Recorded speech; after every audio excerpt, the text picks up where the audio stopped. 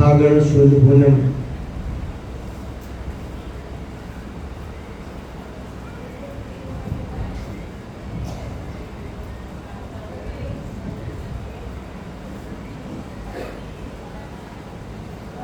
હજારો લાખો વર્ષ પહેલા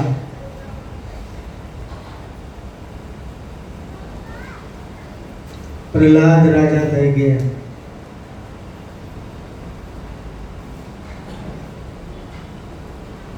જેને અત્યારે મૃત્યુ લોકમાં કોઈ જોયા પણ નથી.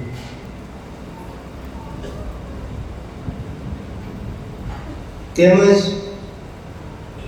તેનો અવસર બધા, તેનો આનંદ, તેનો ઉલ્લાસ, તેનો જ્ઞાન પ્રકાશ બધા ઝીલી રહ્યા છે. વિચારીએ તો હજારો લાખો વર્ષ પહેલા પ્રહલાદજી એવી શું ભક્તિ કરી, એવા શું સદગુરુ મળ્યા, એવું શું વચન ઉપર ઉભા રહ્યા, એવો શું નામદાનનો મહિમા મળ્યો કે એને પકડી ઠેક શૂન્ય શિખરમાં ચડી ગયા.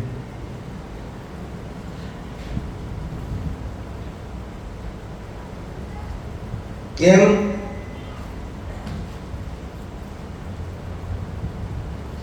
વૈરાગ વાતું એ વૈરાગ થતો નથી. જ્યારે કોઈ એવી ચોટ વાગી જાય, જ્યારે કોઈ એવો શબ્દનો પ્રહાર નાભી સુધી ઉતરી જાય, ત્યારે વૈરાગ, ભજન અને આ પરમ ચૈતન્યનો દોર પકડાય છે. બધાને નહીં પકડાતો. એનું કારણ એક જ કે ઘડીકમાં રંગ ચડે ને ઘડીકમાં ઉતરે. એને રંગ ઘડીક ચડે ને ઘડીક ઉતરી જાય. કાંઈ પણ દાવો હોય, કોઈ પણ દાવો એ દુઃખનું કારણ બની જાય છે. પણ એ ટાઈમે જ્યારે સૂક્ષ્મણા નાડી ચાલતી હોય, જો વૈરાગનો દોર પકડી જાય ને તો એને વચન મળી જાય. એમ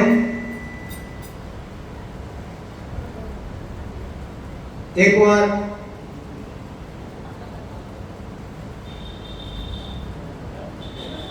ઉજ્જૈન નગરીનો બ્રાહ્મણ તપસ્યા કરવા માટે અઘોર વનમાં ગયો.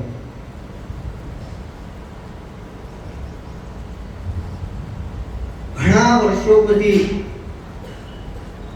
તપસ્યા કરતા કરતા ભગવાનનું પ્રાગટ્ય થયું અને એ પ્રાગટ્યમાં બ્રાહ્મણ દેવ માગે એ પહેલા ભગવાને કીધું કે આ અમર ફળ છે, આ અમર ફળ તું લઈ જા. ભૂદેવે કીધું પ્રભુ હું અમર ફળને લઈ જઈને શું કરું? કે બસ મારી એવી જ ઈચ્છા છે કે તું આ અમર ફળ લઈ જા. એ અમર ફળ લઈ ઉજ્જૈન નગરીમાં આવ્યા. એ ટાઈમે ભરથુહરી રાજાનું રાજ્ય હતું. બહુ દિવ્ય પુરુષ, ચૈતન્ય પુરુષ, પૂર્વની કોઈ કમાણી. બ્રાહ્મણને વિચાર થયો કે હું તો બ્રાહ્મણ છું અને જો હું અમરફળ ખાઈ જઈશ તો મારી પાસે તો કાંઈ નથી, દરિદ્રતા છે, પણ લાય આ અમરફળ આ ભરથુહરી રાજાને આપી દો. વૈરાગ કેમ લાગે છે એનું એક દ્રષ્ટાંત છે. એ અમરફળ લઈ અને ઉજ્જૈન નગરીના બરદોરી રાજા પાસે ભૂદેવ આવ્યા અને કીધું, એમાં રાજા મહારાજા અઘોર તપસ્યા કરતા કરતા મને પરમાત્માનું તરફથી આ મને ફળ મળ્યું છે એ હું આપને આપું છું, પણ આ ફળ અમર છે. બરદોરીએ વિચાર કર્યો અમર ફળ લીધા પછી કે આ અમર ફળ જો હું ખાઈ જઈશ તો અમર તો થઈ જઈશ, પણ આ રાજ્યનું રક્ષણ કોણ કરશે, આ દેશનું રક્ષણ કોણ કરશે? અને જો હું અમર થઈ ગયો તો કામ નહીં આવે. એ કરતા કદાચ હું ખપી જાઉં એ બહુ મહત્વની વસ્તુ છે. એને એની મહારાણીને, બરદોરીની મહારાણીને અમરફળ આપવા માટે ગયા. એમને કીધું કે આ અમરફળ છે, આપ આ અમરફળ ખાઈ જાઓ જેથી આપ અમર થઈ જશો. એમની મહારાણીએ અમરફળ લઈ લીધું, થાળમાં મૂક્યું. બીજે દિવસે સવાર થયું એટલે આ મહારાણીએ અમરફળ તેના અશ્વપાળ હતા એ અશ્વપાળને એને આપી દીધું. અશ્વપાળ કે મારે આ અમરફળની શું જરૂર છે? કે ના, તું ખા. પ્રેમ કોઈ આજનો નથી, પણ શારીરિક પ્રેમ હોય ને એ દુઃખ આપે. જો આત્મીય પ્રેમ હોય ને એ તો આનંદ આપે. શારીરિક પ્રેમ હોય ને એ દુઃખ આપે, પણ આત્મીય પ્રેમ હોય ને એ આનંદ આપે. એ ટાઈમે પણ આ મહારાણી અશ્વપાળ સાથેનો પ્રેમ હતો અને એને આપી દીધું આ ફળ. એટલે અશ્વપાળે કીધું હું અમર થઈ જઈશ તો મારે શું કામનું આ ફળ? એને એ ફળ લઈ અને ઉજ્જૈન નગરીમાં જે કોઈ નોટંકી હતી, નૃત્ય કરવા વાળી, એ નૃત્ય જોવા માટે જતો અશ્વપાળ એને કીધું કે આને આપી દઉં તો કામ આવશે. જોયું ક્યાંથી ક્યાં વૈરાગ લાગે છે. એને એ અમરફળ નોટંકીને આપી દીધું. એ અમરફળ એને લીધું. એટલે લીધા પછી રાત્રે ખાવા બેઠી ત્યારે એને વિચાર આવ્યો કે આ અમરફળ હું ખાઈ જઈશ, હું તો નોટંકી છું, મારે તો નૃત્ય કરવાનો કાર્યક્રમ છે અને હું અમરફળ ખાધા પછી મારું કોઈ એમાં કામ નથી. આ તો આખું જન્મરો મારો આમનમાં નૃત્યમાં જતો રહે. પણ લાય આ અમરફળ ઉજ્જૈન નગરીના બરદોરી રાજાને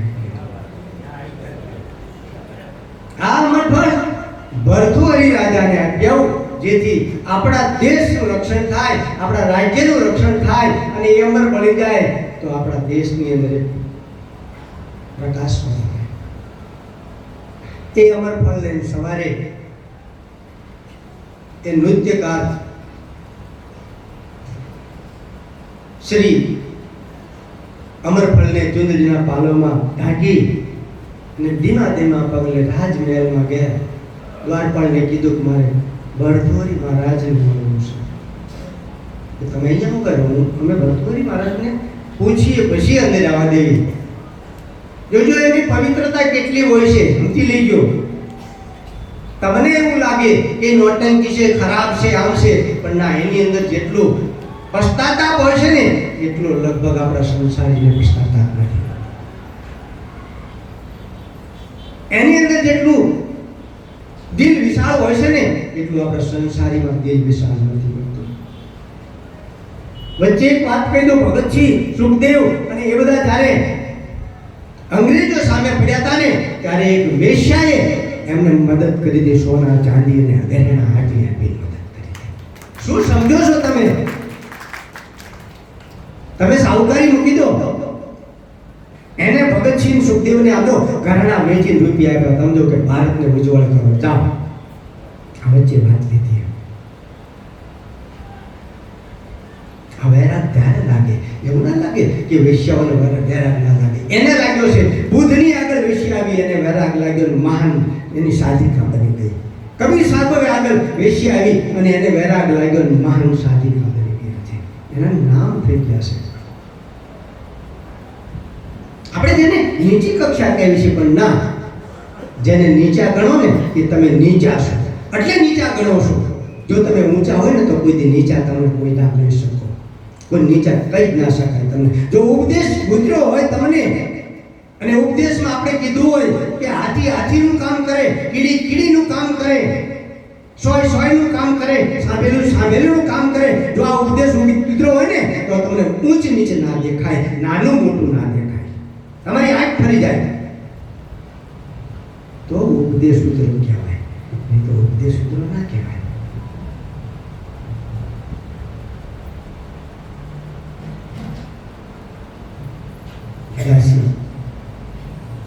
એ નોટંકી ભરથુરી મહારાજને મળવા માટેનો આદેશ મળ્યો એટલે અંદર ગયા. ભરથુર મહારાજે જોયું કે તું કેમ અત્યારે? મહારાજને નમસ્કાર કર્યા, દંડવત કર્યા, પ્રણામ કર્યા, આંખમાં આંસુ સાથે રડવા લાગી કે કેમ રડેશ તું દિવસે તો ક્યાંય નીકળતી નથી, આજે કેમ આવીશું? તો મહારાજ આજે મારી પાસે અમર ફળ આવ્યું છે. અમર ફળ, રાજાને જ્યાં અમર ફળનું નામ આવ્યું ને તાંબે સૂક્ષ્મણા ચાલુ થઈ જાય, ખાટ ખાટ ખાટ ખાટ ખાટ. સમજી લીજો કે તારી પાસે ક્યાંથી આવ્યું અમર ફળ? એમ જરાક ન લાગે? બહુ વાર લાગે, હે? એમ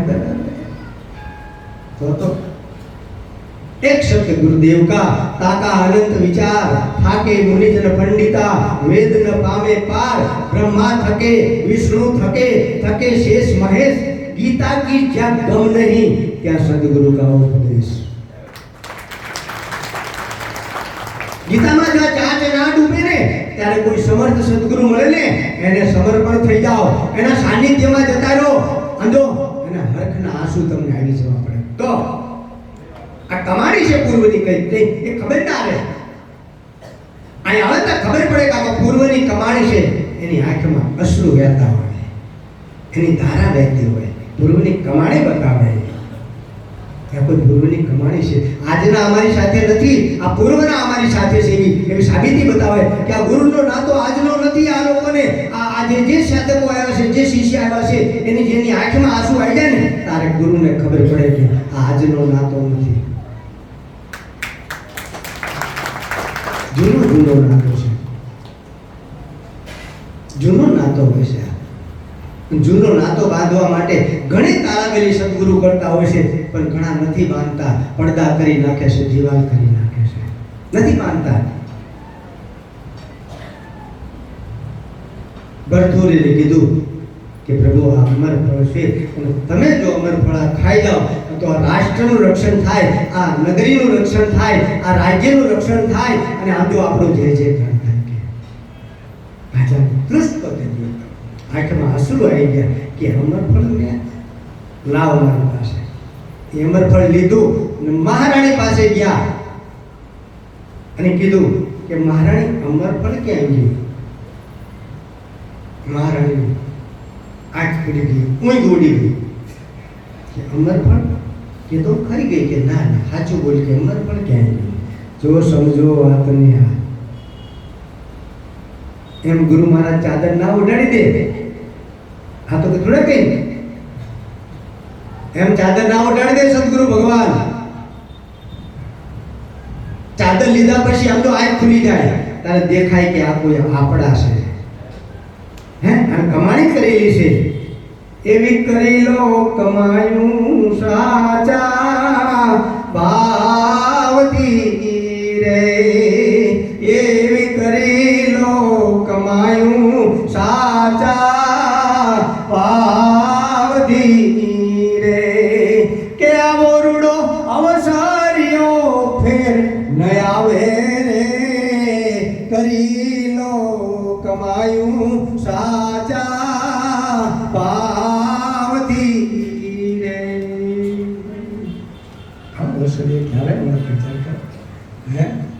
કેટલા જન્મના આપણા સંગાથી હશો, અને કદાચ સંગાથી નહીં હોય તમે પહેલા આવ્યા હશો ને તોય આપણે સંગાથી થઈ જશે.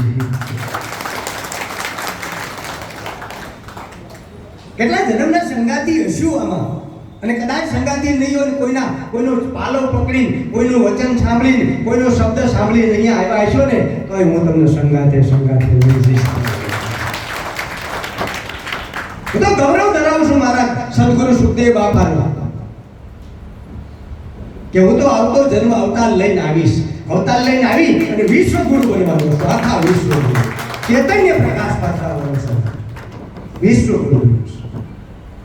આવું ગૌરવ છે મારા સદગુરુનું, આશીર્વાદ છે. અને ભરથોરીએ જ્યારે રાણીને કીધું ને કે અમરફળ ક્યાં ગયું, કે હું ખાઈ ગયો, અને ખાઈ ગયા પછી જ્યારે બહાર કાઢ્યું ને આમ જોઈએ રાણી બે બાકડી થઈને પડી ગઈ કે આ શું તમારી પાસે ક્યાંથી આવી? સાચું કે મહારાજા આ અમરફળ મેં અશ્વપાળને આપી દીધું હતું, હું એને પ્રેમ કરતો હતો, ગતિથી એને આપી દીધું હતું. કે એમ સારું ગયા અશ્વપાળ પાસે, હે અશ્વપાળ તને મહારાણીએ શું આપ્યું હતું? કે પ્રભુ મને કાંઈ આપ્યું નથી. તો પહેલા જૂઠું બોલતા જેવું ને હરિચંદ્ર રાજા મહાસત્વવાદી રહેતો અયોધ્યાની માય, જૂઠું તો રામ ભક્તિ હતું, કૃષ્ણ ભક્તિ હતું, પણ એ જૂઠાને સાચું કરીને જ્યારે શબ્દ ફરી જાય અને વાણી ફરી જાય અને દેવળ ફરી જાય ને ત્યારે સાચું જ બોલાય, જૂઠું ના બોલાય. પછી ત્યારે સાચું જ બોલાય. અશ્વપાલને પૂછ્યું કે આ ફળ તારી પાસે હતું? કોને તને શું આપ્યું? મહારાણી કે મને કાંઈ નહીં. સાચું બોલ કે પ્રભુ મહારાણીએ મને અમર ફળ આપ્યું હતું, અને એ અમર ફળ ખાવા બેઠો હતા. મને વિચાર આવ્યો કે હું તો અશ્વપાલ છું, મારે ખાઈને શું કામ છે? હું નોટંકીના ઘરે નૃત્ય જોવા જતો, એટલે મને એમ થયું કે લાઈને આને બિચારી દુખિયારી છે અને આ બધા આવા કાર્ય કરે છે અને અમર બની જાય તો એનું કર્તવ્ય કંઈક સારું થઈ જાય, તો મેં એને આપ્યું. એ ટાઈમે એની સૂક્ષ્મતા ચાલુ થઈ ગઈ, અને એ ટાઈમે અશ્વપાલને આમ જો બધું અર્પણ કરી દીધું. કામ જો અર્પણ તને જા, અને હવે હું અહીંથી વૈરાગ લઉં છું. પછી કહેવાય વૈરાગ તો લાગ્યો ગુરુજીની એ વાતડીએ, એ હાલો મારા હરિજનની હાટડીએ. વૈરાગ તો લાગ્યો ગુરુજીની આ વાતડીએ,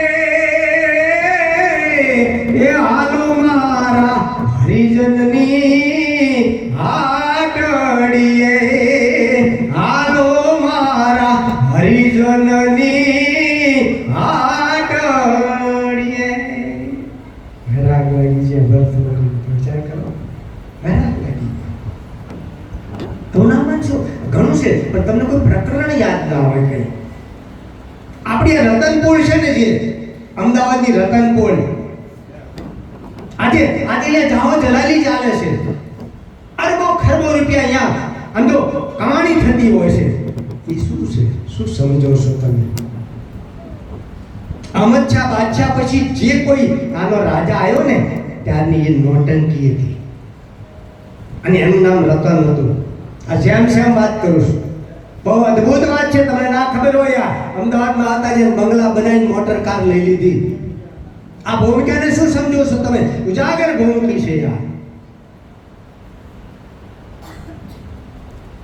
કુત્તા પર સસ્સા આયા, તદ અમદાવાદ અહમદ શાહને અમદાવાદ બસાયા. તમે વિચાર કરો, એની ઉપર કલંક લાગ્યું અને એને 10 વર્ષની જેલની સજા થઈ. અને દીકરી ઉપર કોઈ કલંક લાગે, કુંવારી હતી, એની કલંક લાગે, પછી કોઈ કાકા મામા દાદા કોઈ એને બોલાવે ને. એ 10 વર્ષ પૂરા થયા, ટૂંકમાં પતાવું તમને ખ્યાલ આવે. એટલે આ ઇતિહાસ શું છે, એમ સત્ય શું છે. તમે અમદાવાદમાં રૂપિયા કમાવશો, લહેર કરો છો. એ દીકરી બહાર નીકળી, રતન બહાર નીકળીને કોઈને મળવા જાય ને તો ડેલા બંધ કરી દે, ખડકીઓ બંધ કરી દે કે આ તો આવી છે, કે આ આમ કરે છે, આમ કરતી હતી. કોઈ ઘરવાળો, કાકા મામા કાકા કોઈ ના કરે.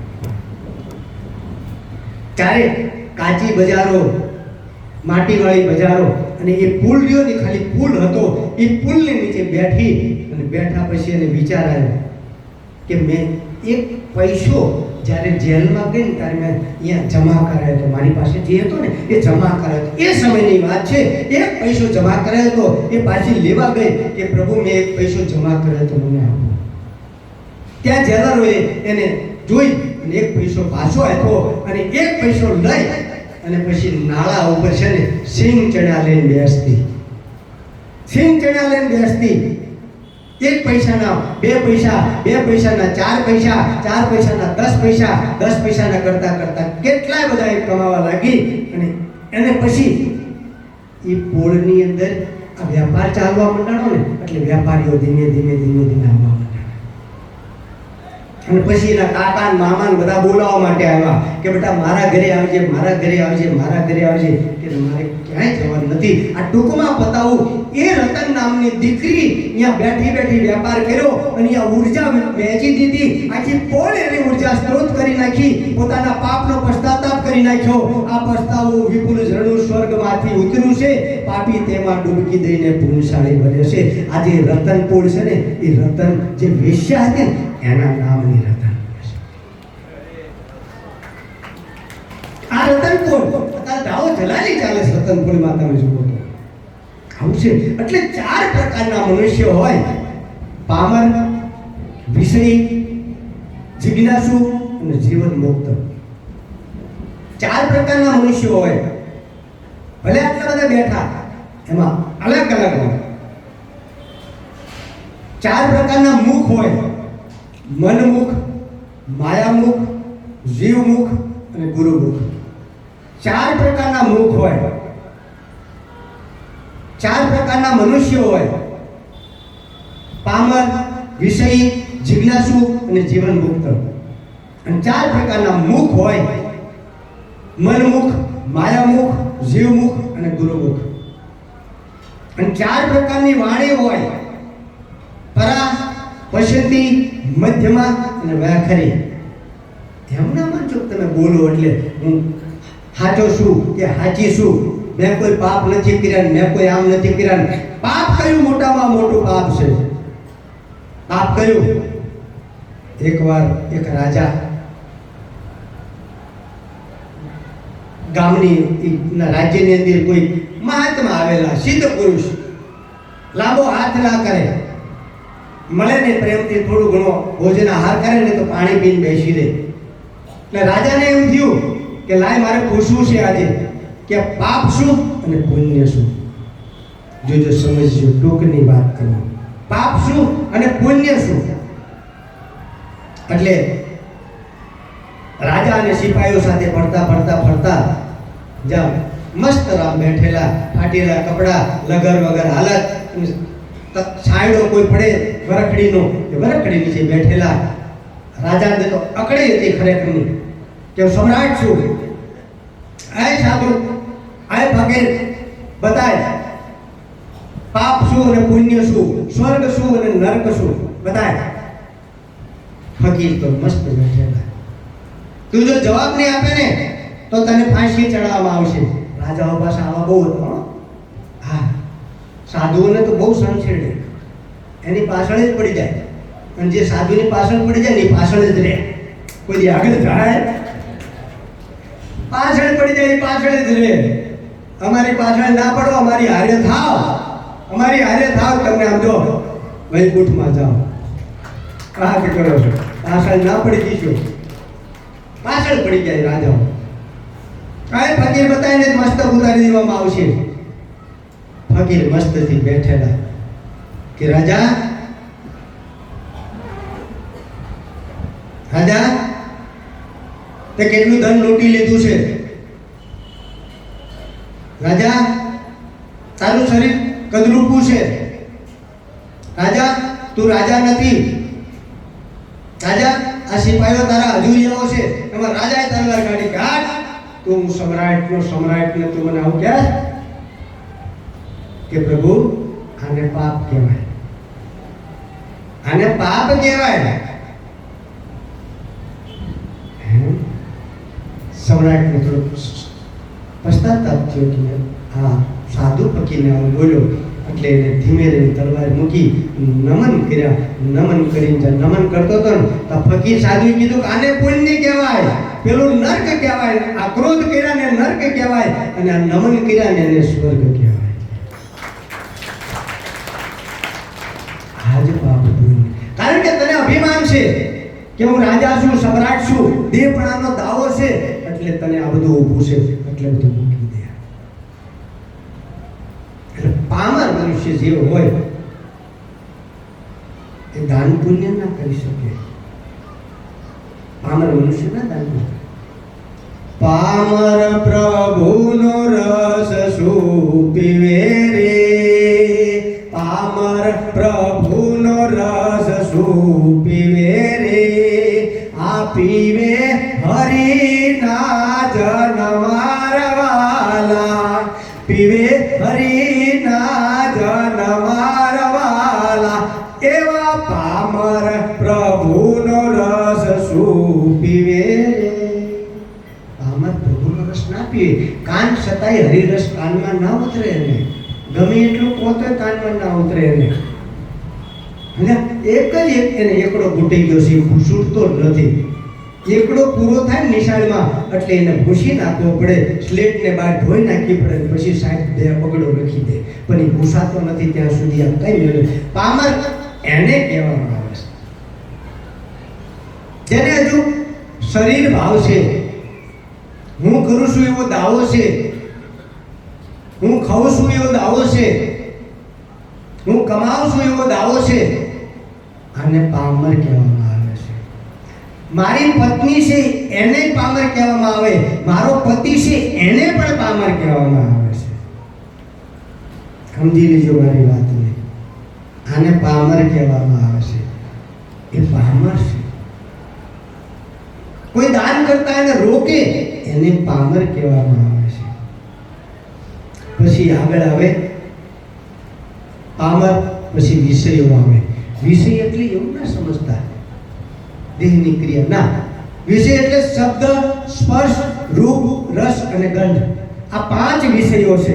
શબ્દ, સ્પર્શ, રૂપ, રસ અને ગંધ.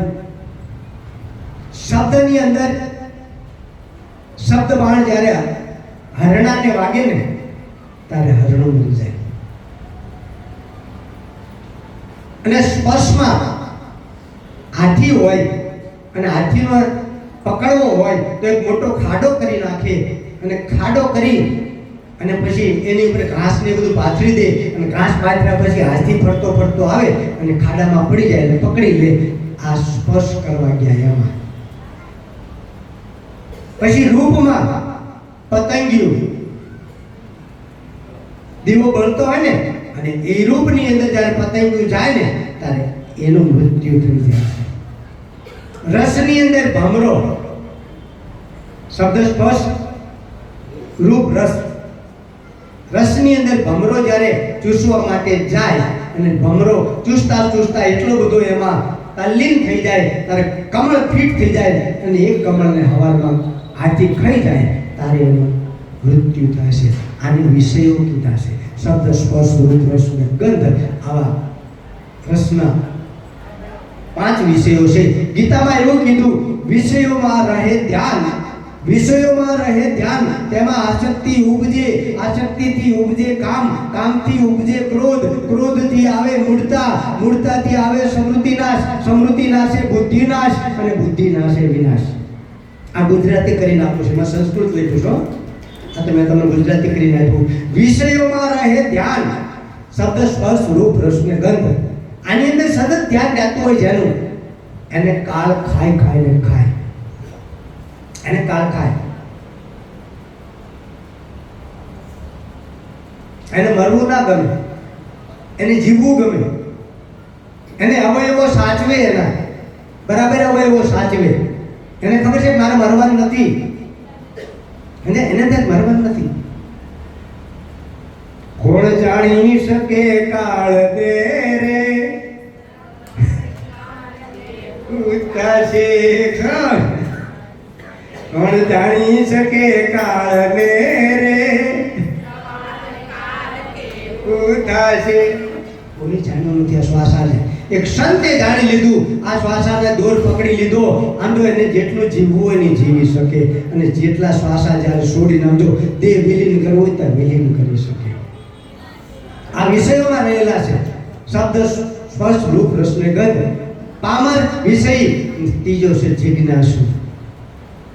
જિજ્ઞાસુ હોય ને એ ભલે સદગુરુ મળ્યા હોય કે ન મળ્યા હોય, સંત મળ્યા હોય કે ના મળ્યા હોય, એને પૂર્વની કમાણી હોય, કોઈ સાધુ સંતનો સહવાસ ઓલા જન્મમાં કર્યો હોય, સાધુ સંતની સેવા કરી હોય, ભાવે કુભાવે કોઈ રીતે સેવા કરી હોય, એ જિજ્ઞાસુ સત્સંગમાં ભજનમાં આવે આવે ને આવે આવે.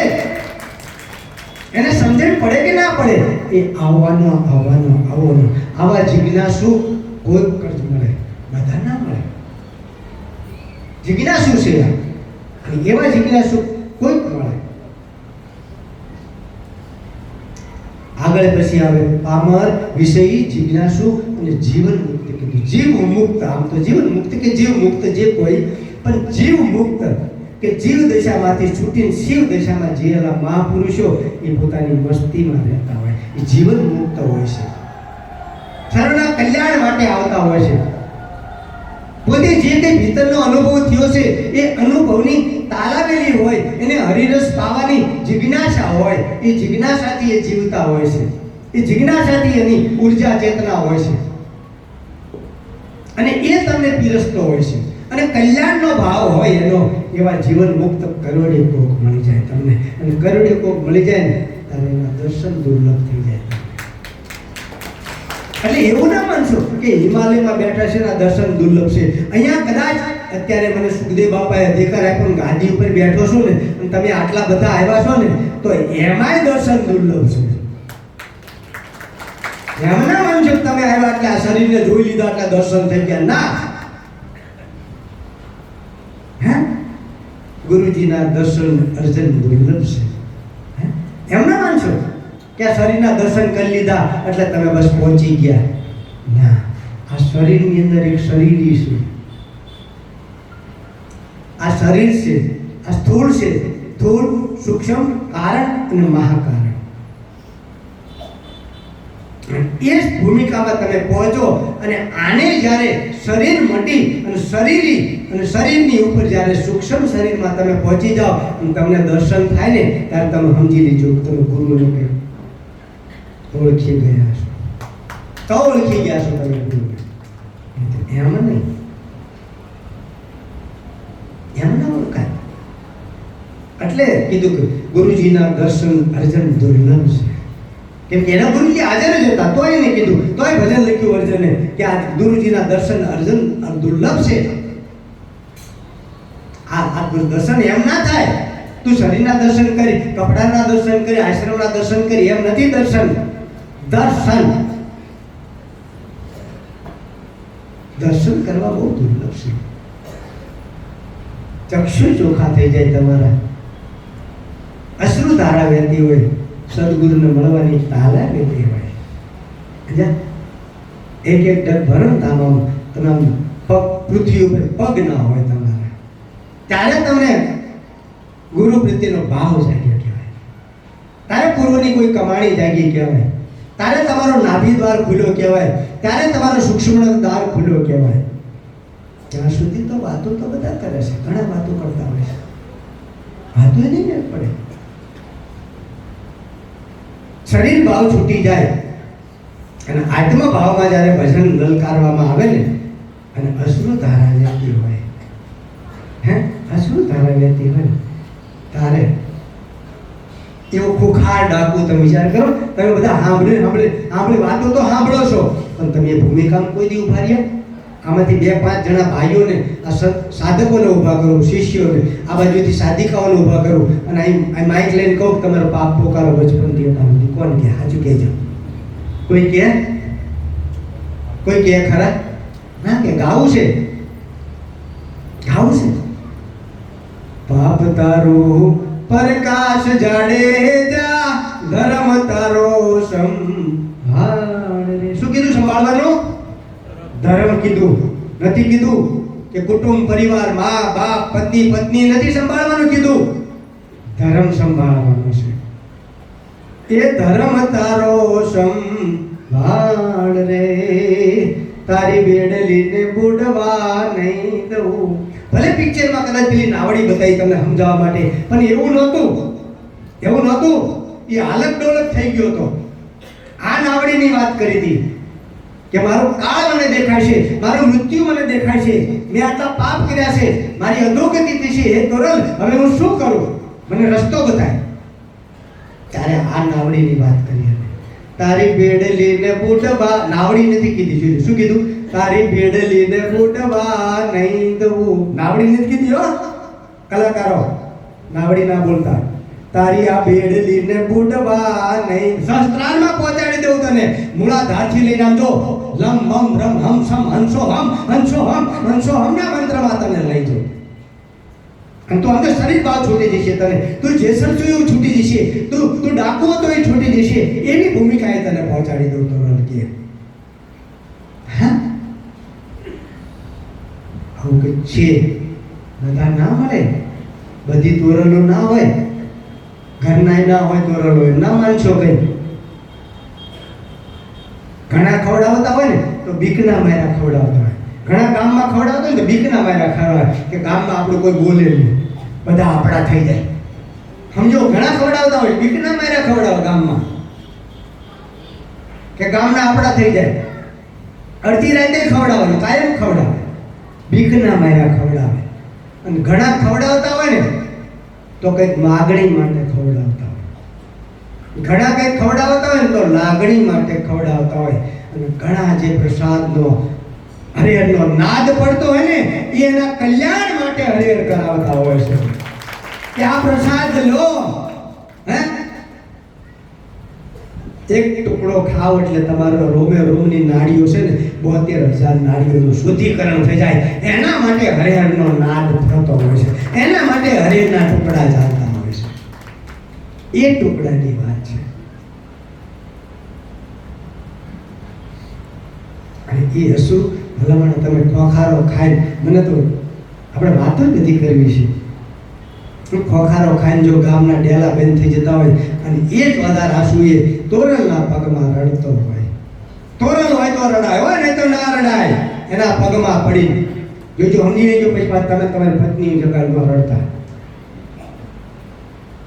એમને તોરલ હોવી જોઈએ, એવી તારવા વાળી તોરલે 3 નર તાર્યા, સાસતીઓને સધીર. હે, જેસર જગનો ચોરટો એને પલમાં કીધો પીર. વાર્તાઓ સાંભળી તમે, પણ મારી આગળ કે અલગ હું તમને કંઈ કહેવા માંગુ છું, તાત્પર્ય કહેવા માંગુ છું. ત્રણેયને સુધારી દીધા.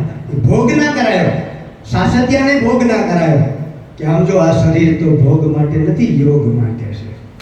યોગ કર, નીકળી જા, ભજન કરજે તું જા. આ જેસલને ફાટી દીધો. હે, તો વિચાર કરો, લઈ જા જેસલને કે પોતાની પત્નીને કે તોડી ઘોડી, તોડી રણીને, તોડી તલવાર. અહીંયા આવ્યો પાછો.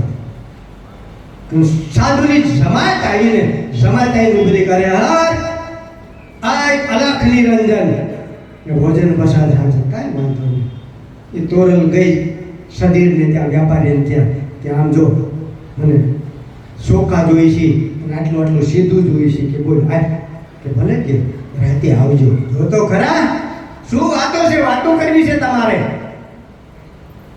હે, અને સાવકાર બનવું છે, રાતે વાતો આવે છે, કોઈ વાંધો નહીં. સધીરને કે કાંઈ વાંધો નહીં, કારણ ઇન્દ્રિયો ઉપર કંટ્રોલ એને પ્રભુનો, શરીર ભાવ નહોતો. એમ ચાલે. એ હરિહર કરાઈ નાખજો. રાતે જેસલને કે હાલ મૂકવા આવ્યા, જેસલને રૂવાડું ઊભું ન થાય, ખંભે મૂકીને ઠીક તોરલે મૂકી. કહેવાનું મારું તાત્પર્ય સાંભળો. ત્યારે તો જેસલ રડતો કે હે, પછી તોરલે કીધું કે હવે સમાધિ લેવી પડશે આપણે કે. ત્યારે એ રડતો તો ને એના આંસુ ક્યાંથી પડ્યા? મેં તમને પહેલાંય કીધું, એક અહીંથી આંસુ આવે, એક અહીંથી આવે ને એક મધ્યમાંથી આંસુ આવે. જેનું મધ્યમાંથી આંસુ આવતું ને મહાન આંસુ હોય છે. આ બે આંસુ તો નકલી આંસુ હોય છે બધા. ત્યારે રડતો કે રોઈ રોઈ કોને સાંભળાવું તોળા દે આવા દખ કેની એ આગળ ગાવું એમ જાણે જો કે છે એ વૃદ્ધિઓ રૂએ ને માયનો ભીતર જલે તમે રે હાલા રે સતી રાણી મોટા ધણીને વાય દે કેટલી વેદના છે તમે કહો હે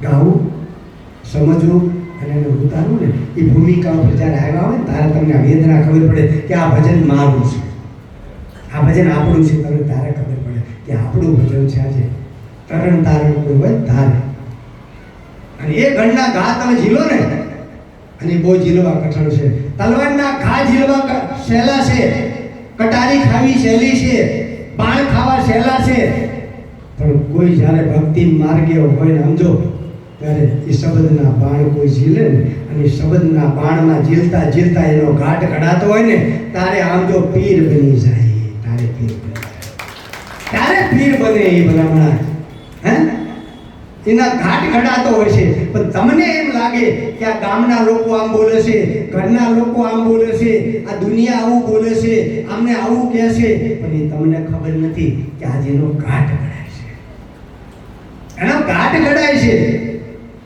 અને એ ઘાટ તમે ઘડો છો એ ઘાટ જેસલનો ઘાટ તમે ઘડ્યો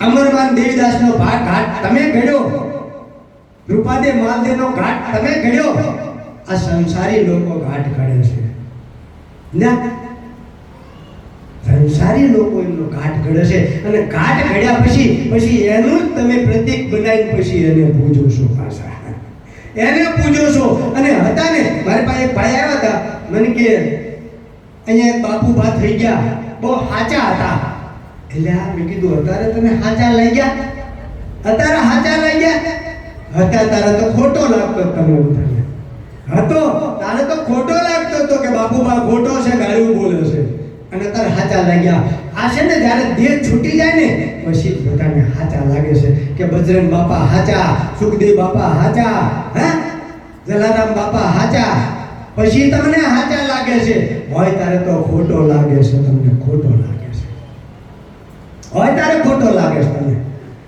પછી જતો રહે ને પછી એની મૂર્તિ આવે છે પછી આમ જો માથા પછાડી માગો છો આ આપો મને આ આપો કેટલો દયાળુ છે પાછો એ તમે એને ઘાટ ઘડ્યો તમે એને માર્યો કૂટો લૂચો લફંગો કીધો હે કૂડ કપટી કીધો છતાં એની આગળ માથું પછાડો ને આમ જો તમારા કામ થવા મળે તમારા કાર્યોની સફળતા મળવા મળે શું વાત છે આ આજે બબરુવાન બળિયાદેવ મંદિર બીજું તમને કહી દઉં આપણા ભારતમાં લગભગ આશ્રમો છે ગુજરાતની અંદર પણ કોઈ આશ્રમમાં બળિયાદેવનું મંદિર નહીં હોય કોઈ રામદેવનું હોય છે કોઈ રામનું હોય છે કોઈ કૃષ્ણનું હોય છે કોઈ બીજા હશે પણ આપણા આશ્રમની અંદર બળિયાદેવનું મંદિર છે એ કોઈ આપણે પ્રાગટ્ય નથી કર્યું આ પહેલેથી સ્થાપના થયેલી છે 100 વર્ષ જૂનું મંદિર હતું આપણે જીર્ણોદ્ધાર કરીને મૂકેલું છે અહીંયા તો વિચાર કરો અને આ બળિયાદેવ બબરુવાન છે જે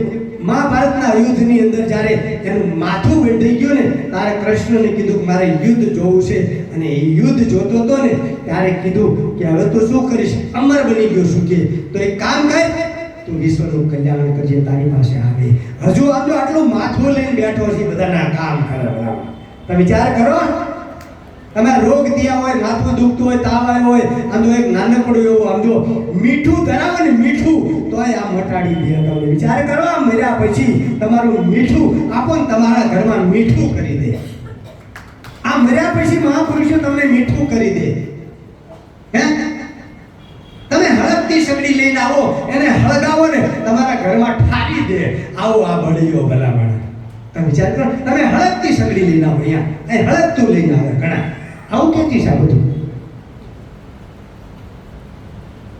કેવું વાથે ભરાણું છે અંધશ્રદ્ધાઓ હજુ તમારામાં ગઈ નથી હજુ ભલે ઉપદેશ લીધો હોય છે તમે જ્ઞાન લીધો હોય છે કેટલાય વર્ષથી છો કેટલાય તોય તમે હજુ નાળીને ધરતા તો ચોટલી બાળો દીવે ચોટલી અડાડો મારી બેટી આ બળેલા તમે એક એક કોકે બાળી તો તમે બાળવા માંડો છો.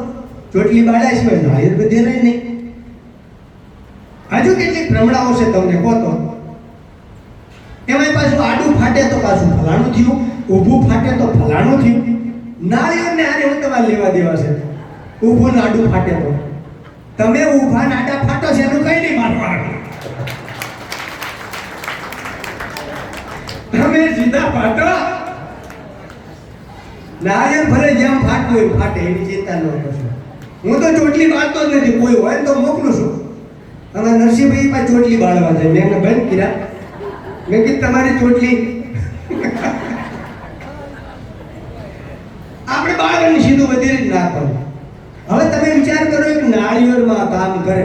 તમે નાળિયેર ખેતો દિવસો કાઢજો. ભગવાનો, પરમાત્માઓ, માતાજીઓ બિચારા નાળિયેર ઉપર તમારા સત્કાર ન કરે છે. તમે કોઈ વિચાર જ નથી કર્યો. આ નાની નાની વાતો છે પણ બહુ અગમ્ય અપાર છે. કારણ જ્યાં સુધી ભ્રમણા નથી ભાંગી, જ્યાં સુધી વેમ નથી ગયો, ત્યાં સુધી તમને જ્ઞાન ઉગવાનું નથી. વેમ જતો રહેવો પડે, તમને ભ્રમણા ભાંગી જવી પડે. ભ્રમણા ભાંગી જવી પડે. હું એકવાર આશ્રમનું પ્રાગટ્ય થયું ત્યારે ગામના બે ભાઈઓ હતા મારી સાથે. અહીંયા એક કોન્ટ્રાક્ટર છે, આપણે નામ નથી કોઈ દેવું. કોન્ટ્રાક્ટર છે, એને મળવા માટે અમે ગયા. બહુ મોટો કોન્ટ્રાક્ટર આટલાનો છે. એને મળવા માટે ગયા. અમે અંદર પ્રવેશ કર્યો. હું સાધુ વેશમાં હતો.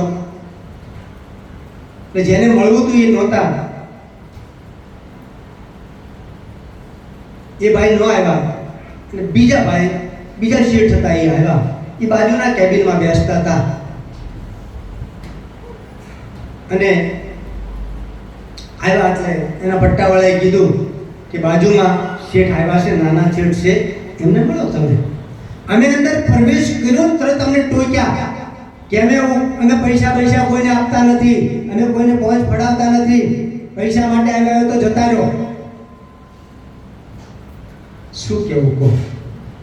અમે ખાલી મળવા માટે ગયા હતા. કોન્ટ્રાક્ટ આપણે કોઈ જોતું નહોતું, પણ ખાલી પૂછવાનું હતું. એની માહિતી તારા આશ્રમ થતો હતો, પાયો નાખ્યો હતો, એટલે પૂછવા માટે શું શું કરવું, ક્યાંથી શું લાવવું, એ પૂછવા માટે. સિમેન્ટ ક્યાંથી લેવો, કે હરિયા ક્યાંથી લેવા, કે આ બધું રેતી ક્યાંથી મગાવી, સસ્તું પડે એવું પૂછવા માટે અમે ગયેલા. પણ આ જતા વેત અમને ફટકારી દીધા કે અમે કોઈ પૈસા નથી આપતા, આવા બાવા તો હાલ્યા જ આવે છે, ભીખ મંગાશે ક્યારે, આમ છે ને તેમ છે ને કેટલું કીધું. મેં વંદન કર્યા કે પ્રભુ જય ગુરુ મહારાજ, જેમાં હોય એવું બોલવું પડે આપણે. જય ગુરુ મહારાજ. કે બોલો પૈસા નહીં આપું. પૈસા લેવા નથી આવ્યા, અમે ખાલી પૂછવા માટે આવ્યા હતા. ગામના હતા ભાઈઓ, એમને કીધું કે ગુરુજી કંઈ લેવા માટે નથી આવ્યા, પણ સારું ચલો બીજું કંઈ પૂછવું નથી. પણ મેં કીધું હું આ પુસ્તક લાવ્યો છું, સુખમણી રત્ન અખંડ પ્રકાશ, ગુરુ ગીતા, આદેશમાળા અને સુખમણી ભજનામૃત હું તમને પ્રસાદી રૂપે આપવા આવ્યો છું. હાલો કઈ ઊભા થઈ ગયા અને પ્રસાદી સ્વીકારી કરી લીધી. સાચું કહો, આમાં કોણ કોણ થયું સમજાય એની વાત છે. કોણ થયું? આપી દીધું. અમને ચા આપી, ચા પી પછી નીકળી ગયા. પણ સંતને કોઈ દી, સાચા સંતને કોઈ દી તિરસ્કાર ના કરે. એને કોઈ દી તિરસ્કાર ના કરે. કોઈ દી તિરસ્કાર ન કરે. એને બને તો થોડું આપો. માગશે નહીં. સાચો સંત તો લગભગ લાંબો હાથ નહીં કરે, ના કરે કોઈ દી. સાચો સંત કોઈ દી લાંબો હાથ ના કરે, માગશે નહીં. બને તો એને કંઈક આપશે. એની પછી અઠવાડિયાની અંદર એના બંગલામાં રેડ પડી. આ જેમ છે અનુભવની વાત કરું છું. એના બંગલામાં રેડ પડી. કરોડો રૂપિયા, સોનું, ચાંદી અને બધું લઈ ગયા. Income tax, sales tax. સંતો શું કરવા આવે? તમે કંઈ એક પૈસો આપો ને તો તમારું શુદ્ધિકરણ કરવા માટે આવતા હોય છે. તમે અહીંયા આવો ને તો એને ખબર પડે કે અહીં કોઈ આફત આવશે તો સંત ત્યાં પધારે, નહીં તો ના પધારે. ત્યાં આવીને ઊભો રહે તો સંત ત્યાં જતા હોય છે, નહીં તો સંતને કઈ જવાનું ના હોય. આવું ઘણું ઘણું હોય છે, પણ સંતને ઓળખવા કઠણ છે. સંતને ઓળખી લેજો.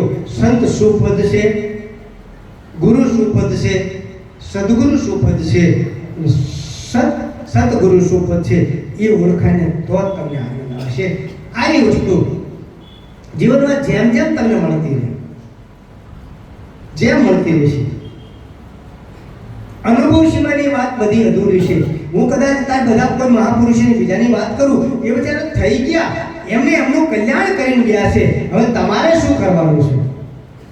એટલે હું ઘણીવાર દાખલો આપું છું કે તમારા દાદાના દાદાને 500 વીઘા જમીન હોય, તમારા બાપાને બાપાને પાસે કદાચ 500 વીઘા જમીન હોય, અને એ 500 વીઘા જમીન વેચે અત્યારે કદાચ 10 વીઘા જમીન રહેશે, અને તમે ગામમાં રહેતા હોય અને ફખારો ખાઓ કે મારા દાદા પાસે તો 500 વીઘા જમીન હતી, મારા દાદા પાસે તો 500 વીઘા જમીન હતી, તો સાચું કહેજો તો કોક તો મળે ને એવો ગામનો કહેવા વાળો કે મૂર્ખો થામા, એ તો તારા દાદાના દાદા પાસે હતી, અત્યારે તારી પાસે શું છે? તારી પાસે કેટલી જમીન છે? કે મારી પાસે 10 વીઘા જમીન છે. તો બસ 10 વીઘા જમીન સંભાળ અને એની ઉપર જમીન વધારતો જા, અને 500 વીઘા જેથી કરીને તેથી મારી પાસે આવી તેથી શાબાશી કરીશ. એમ મારું કહેવાનું છે કે આપણે બીજાના કોઈ વખાણ કરે કે બીજાના ગુણગાન ગાય આપણું કશું મેળ પડવાનું નથી. એ બધા મહાપુરુષો ભગવાન જે કમાણી કરી ગયા એ કેવી રીતે કમાણી કરી ગયા, શું એમને મેળવ્યું, કયું ભજન પકડ્યું, કયું નામ પકડ્યું, કયો શબ્દ પકડ્યો અને ક્યાં પહોંચાડ્યો, મૂળાધારથી લઈને સહસ્ત્રાર્થ સુધીની ચોટ ક્યારે વાગી, આવી ચોટ વાગે ને તો જ આ ભજન હાથમાં આવેલું છે. એમને આ ભજન પકડી લીધા. મારું એમ કહેવાનું છે આપણે એને વટાવવાની જરૂર નથી.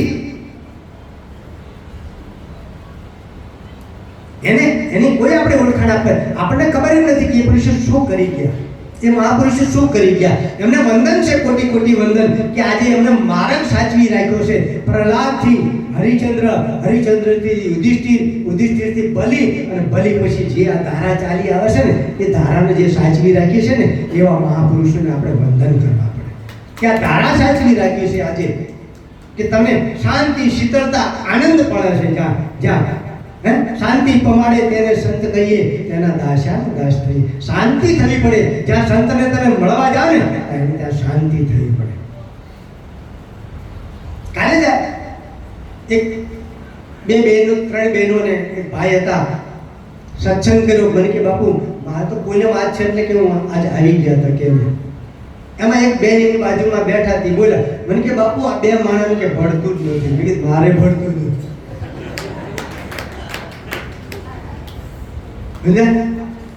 આ તો છે. શું થયું તમને? મેં કીધું જો એક થાવ સમજી લીધું, આ તો આદિનું ચાલ્યું આવે છે. એક થાવ, જેટલા તમે એક થશો, પતિ પત્ની નર નારી હોય એક મતા તો જગમાં થાય છતાં બેનો એક મત જ્યારે થઈ જશે ને કે જો તમારા બેનને કોઈ ખોટ ખાપડ નથી, તમારે કોઈ ખાપડ નથી. હમણાં મેં ભજન ગાયું, પાપ તારો પ્રકાશ જાણી જો, ધર્મ તારો સંભાળ. એટલે પેલી બેનને કીધું તારો ધર્મ શું છે? તારા પતિને જે જરૂર પડે, રોટલા શાક જે બનાવવાનું એને ખબર તારે રાખવાની, તારે જે જોઈતું હોય પતિને કહેવાનું કે તને લાવી આપે. આ જો ધર્મ સંભાળી લે ને તો તારો બેડો પાર થઈ જાય. તમારે કોઈ ઝઘડા જ ના થાય, કોઈ દિવસ કોઈ કકડાટ હોવો જ ના જોઈએ ઘરની અંદર. આપણે સીતાજી કરતા સુખી છીએ, દ્રૌપદી કરતા સુખી છીએ. બધી સુવિધાઓ છે, કેટલી બધી સામગ્રીઓ છે તમારા ઘરમાં.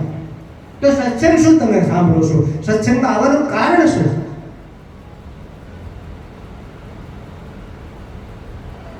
સત્સંગમાં આવવાનું કારણ શાંતિ, સમજણ જેટલી આવતી જશે એમ. અને સમજણ આવ્યા પછી તમને ધીમે ધીમે ધીમે શુદ્ધિકરણ થાય, શરીરની શુદ્ધિકરણ થાય, ઇન્દ્રિયોની શુદ્ધિકરણ થાય, મનની શુદ્ધિકરણ થાય, બુદ્ધિની શુદ્ધિકરણ થાય. અને એ શુદ્ધિકરણ થયા પછી જ્યારે ઉદરગતિ થઈને જ્યારે આજ્ઞા ચક્રમાં પહોંચ્યો ને ત્યારે તમને જે કંઈ દેખાય એ દેખાયા પછી તમને પ્રશ્નો ઊભા થાય. અને એ પ્રશ્નો લઈને જ્યારે સદગુરુ દ્વારે તમે આવશો ને અને એ પ્રશ્નોનું સમાધાન જેમ જેમ થતું રહે ને ત્યારે તમે સમજી લેજો પરાકાષ્ઠ એમને નહીં પડે તમારે તો પરાકાષ્ઠાએ તમે પહોંચો. એટલે તમને ઘણી વખત કહું છું કે નૂરતા સુરતા બંકનાળ ભમર ગુફા મૂળાધાર સ્વાધિષ્ઠાન મણિપુર અને હાથ વિશુદ્ધ આજ્ઞા ચક્ર અને સહસ્ત્રાર આવા શબ્દોને ગોખણપટ્ટી કરવાથી કઈ કલ્યાણ ના થાય. આનો અનુભવ કરવો પડશે, અનુભવ કરવો પડશે તમારે. અને એ અનુભવ કરવા માટે બેની એકાગ્રતા જશે. અને કદાચ એકાગ્રતા ના હોય તો મનને અડગ કરવું પડશે. માણેક મહેતી નરસિંહ મહેતાને ખખડાવતી હતી પણ નરસિંહ મહેતા મનનું અડગ હતા. કારણ અડગ મન કોઈ દી એ ડગે નહીં, જેને લાયા બ્રહ્મ ઉપદેશ રે જે